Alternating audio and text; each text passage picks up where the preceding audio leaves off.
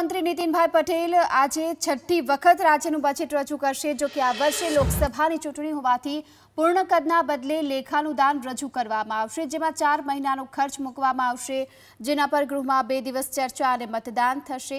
લેખાનું દાન હોવા છતાં એ પણ માનવામાં આવી રહ્યું છે કે સરકાર કેટલીક નવી જાહેરાતો કરી શકે છે। ખેડૂતોને લઈને કેન્દ્રની જેમ રાજ્ય સરકાર પણ કોઈ મોટી યોજના લાવી શકે તેમ છે। આ સાથે સાથે રોજગારલક્ષી મોટી જાહેરાતની શક્યતા જોવામાં આવી રહી છે। તો ઉર્જા ક્ષેત્રે વીજ બિલ માફી માટે અગાઉ સરકાર 625 કરોડની જાહેરાત કરી ચૂકી છે। એવામાં આ આંકડો બજેટમાં વધી શકે તેમ પણ છે। સાથે જ શિક્ષણ, મહિલા, બાળ વિકાસ, શહેરી વિકાસ અને આવાસ બાબતે પણ મહત્વની જાહેરાત થઈ શકે તેમ છે।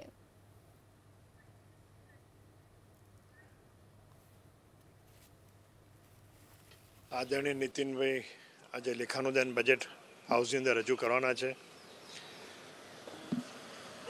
ઘણી મર્યાદા હોય છે લેખાનું દાન બજેટની અંદર, પરંતુ ભારતીય જનતા પાર્ટીની સરકાર, આદરણીય વિજયભાઈની સરકાર, અને આપણે વર્ષોથી જોઈએ છીએ કે દરેક બજેટની અંદર જે ગુજરાતના હિતમાં નિર્ણયો લેવાતા હોય છે, ખેડૂતો હોય, સામાન્ય પ્રજા હોય, એ લોકોને કઈ રીતે લાભ મળતા હોય એ પ્રમાણેનું બજેટ ગુજરાતની સરકારમાં ભારતીય જનતા પાર્ટી મૂકતી આવી છે। અને એટલે જ ગુજરાત આખા દેશમાં સૌથી વધારે જીડીપીનો ગ્રોથ હોય તો ગુજરાતમાં છે। તમે કોઈ બી ક્ષેત્ર પકડો, પીવાનું પાણી હોય, રોડ રસ્તા હોય, સિંચાઈ હોય, ઉર્જા હોય, હોસ્પિટલો હોય, આપણે સારામાં સારી સુવિધા આજની તારીખમાં પ્રજાને આપીએ છીએ। એટલે મને ચોક્કસ વિશ્વાસ છે કે જે નીતિનભાઈની આ બજેટની અંદર મર્યાદા છે, જે રજૂ કરવાના વિષયો છે, એ ધ્યાનમાં રાખીશું તો બી ખૂબ સારું બજેટ, પ્રજાલક્ષી બજેટ હશે એવું મારું માનવું છે। તો જે પ્રમાણે પૂર્વ નાણામંત્રી સૌરભભાઈ પટેલ કે જેમણે હાલમાં નિવેદન આપ્યું છે પ્રજાલક્ષી બજેટ હશે, ત્યારે અંગે વધુ વિગતો મેળવીએ સંવાદદાતા કલ્પેશ રાવલ પાસેથી। કલ્પેશ, નીતિન પટેલ મર્યાદાઓની વચ્ચે પણ પ્રજાલક્ષી બજેટ રજૂ કરશે પ્રકારની વાત પૂર્વ નાણામંત્રી સૌરભભાઈ પટેલે કરી છે। શું લાગી રહ્યું છે આજના લેખાનું દાનમાં કઈ કઈ બાબતોને મહત્વ આપવામાં આવી શકે તેમ છે? ગીતા, લોકસભાની ચૂંટણી જ્યારે નજીક આવી રહી છે, કેન્દ્ર સરકારે તો પિટારો ખોલ્યો જ છે। મર્યાદામાં રહીને પણ રાજ્ય સરકાર કેટલીક મહત્વની યોજનાઓની જાહેરાત કરી શકે છે। ખેડૂત વર્ગની નારાજગી દૂર કરવા માટે જે રીતે કેન્દ્ર સરકારે કિસાન સન્માન નિધિમાં વાર્ષિક 6000 રૂપિયા ખેડૂત ખાતામાં જમા કરવાની જે વાત કરી, એમાં રાજ્ય સરકાર તરફથી વધારો થઈ શકે છે, એ પ્રકારની પણ એક યોજના આવી શકે છે। આ સિવાય ડીઝલ સબસિડી અથવા ડીઝલમાં રાહતની શક્યતા પણ જોવામાં આવી રહી છે।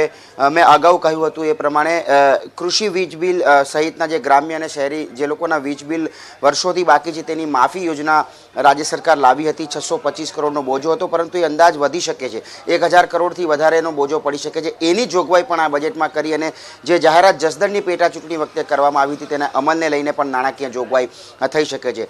શિક્ષણ, આરોગ્ય, મહિલા ઉત્કર્ષ, આ તમામ બાબતોને ધ્યાને રાખી અને મર્યાદાને ધ્યાને રાખી લોકસભાની ચૂંટણી આવી રહી છે, ત્યારે કેટલીક મહત્વની યોજનાઓની જાહેરાત થાય તેવી પૂરી શક્યતા છે।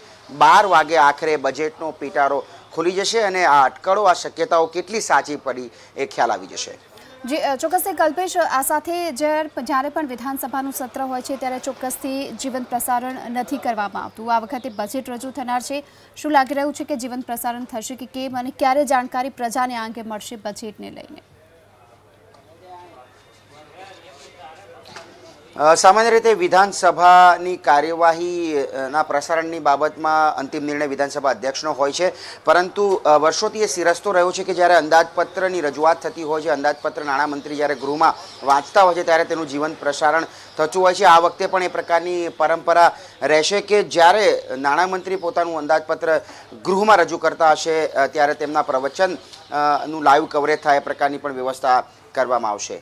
જી કલ્પેશ, આભાર આપનો આ સમગ્ર માહિતી બદલ। તો નાણામંત્રી નીતિનભાઈ પટેલ બપોરે 12 કલાકે આ લેખાનું દાન રજૂ કરશે અને આ સાથે એ પણ શક્યતા જોવામાં આવી રહી છે કે આ લેખાનું દાનમાં ખાસ કરી કૃષિ અને જે રોજગારી લક્ષી કેટલીક જાહેરાતો છે તે પણ કરવામાં આવી શકે છે અને લોકસભાની ચૂંટણી પહેલા ખેડૂતોની નારાજગી દૂર કરવાનો સરકાર પાસે આ સુવર્ણ અવસર છે અને તેની પણ ઉલ્લેખ બજેટમાં આજે જોવા મળી શકે છે. આજે રજૂ થનાર લેખાનુદાન મુદ્દે પૂર્વ નાણામંત્રી સૌરભભાઈ પટેલે પણ નિવેદન આપ્યું હતું. પ્રજાલક્ષી બજેટ હશે અને આ સાથે આપને એ પણ જણાવી દઈએ કે જો વિધાનસભા અધ્યક્ષની અનુમતિ હશે તે મુજબનું બજેટનું પ્રસારણ થશે.